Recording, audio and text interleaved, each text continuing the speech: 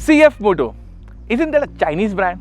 And what's a Chinese brand doing in a segment which has been dominated by a well-established Japanese brand like Kawasaki? Well, CFMoto has a trick up its sleeve, and that is its pricing. The 650NK that you see over here retails for 3.99 lakh rupees ex-showroom. And if that wasn't enough, CFMoto also provides you with 5-year warranty, roadside assistance program, and an app that helps you solve all your queries within half an hour. But is it too good to be true? Let's get to the heart of the matter. The 650NK is a quick motorcycle, and that shows in our performance test. However, I must add, it isn't as quick as the Kawasaki Z650. Out on the highway, it manages 100 kph at just 4000 rpm and can cruise around 130 kph. Also in the city, it's a very tractable motor and you can commute around in third gear. But the clutch action is on the heavier side. What will impress you though is the heat management. While most of our riding was in the rain, the engine didn't feel like it would scorch your legs. Although it did emit a lot of steam, which we feel was due to some issue with the radiator. The 6-speed gearbox does its job well, but at slow speed, shift action felt a bit clunky on few occasions. What about build quality? For that, stay with us till the end of the video to find out. Now getting back to performance, the 650NK lacks character. Now don't get me wrong, the bike can do some exciting speeds, but the problem is it just doesn't feel exciting enough and the exhaust note isn't that great. And what's also not that great is fuel efficiency. The bike returns us 20.4 kmpl in the city and 24.8 kmpl on the highway. Gladly though, CFMoto has provided a 70-litre fuel tank, which means a real-world range of about 300 kilometers.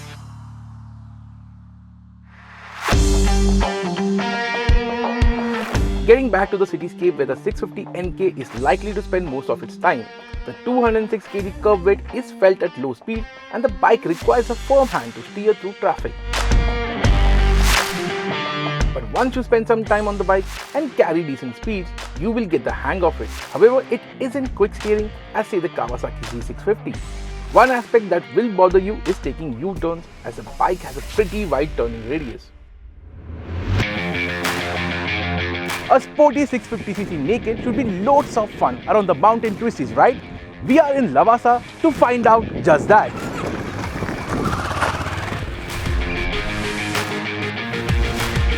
Given its aggressive price tag and sharp styling, I must admit, I was curious about the CFMoto 650NK and I couldn't resist myself from stealing it away from Arun and ride it on my favorite mountain pass. So did the 650NK impress me?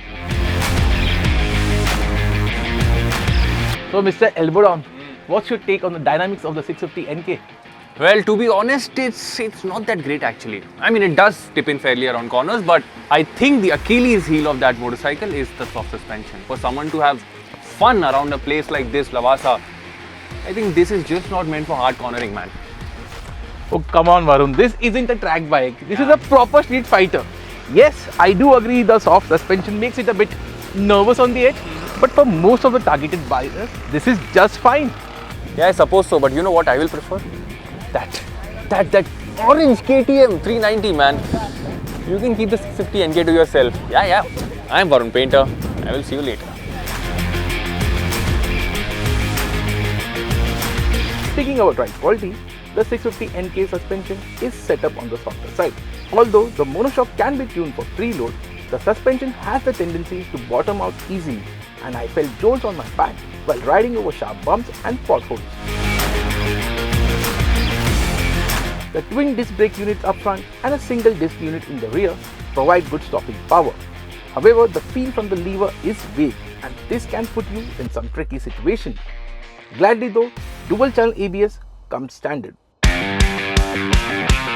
The large fuel tank gives you the impression of sitting on a proper big bike. The handlebar though is curved back towards the rider, and I would have preferred a flatter and wider handlebar for a more upright riding posture and better leverage while riding through city traffic. Also, the shape of the fuel tank means that your crotch is uncomfortably close to the fuel tank.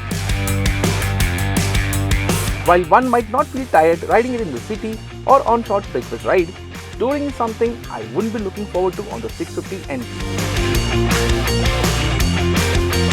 At 815 mm, the seat height is on the higher side. But with my heft, I am able to flat foot on the motorcycle. I am 5'10" and I feel riders below the height of 5'8" might find the seat height a bit on the taller side. Styling is one aspect where the 650NK scores highly. It grabbed a lot of attention wherever we went. The bike has a mass-forward design language and the sharp tank with large radiator covers give it a big bike aura. It also gets a sleek LED headlight that flows well with the overall lines, while the tail light and indicators are also LED units. But the LED headlight is poor as it lacks throw and intensity. Moving further, the split seat, stubby underbelly muffler and compact tail section adds to its visual appeal. Despite employing conventional forks, the 650NK does have a mean stance with dual discs and chunky tires. The instrument console is a digital LCD unit. I found the layout very cluttered, especially the small tachometer that's difficult to read on the go. Also, I would have preferred a brighter screen. Details on the display include speedometer, gear position indicator, clock, trip meter, odometer and fuel gauge.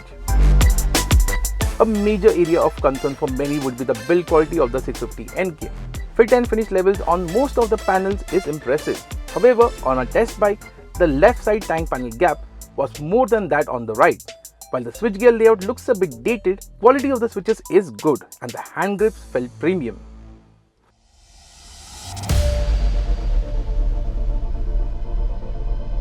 With its brilliant pricing and aggressive styling, the 650NK does make a statement. But coming back to the main question, is it too good to be true? Well, not exactly. Yes, it is 1,70,000 rupees cheaper than the Kawasaki Z650, but for that extra money, what you get is premiumness and the dependability of a well-established Japanese brand. And to be honest, you can't really put a price tag on that.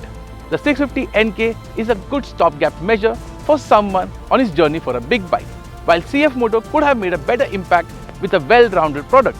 So, if you're looking for a premium street naked, our suggestion will be go green.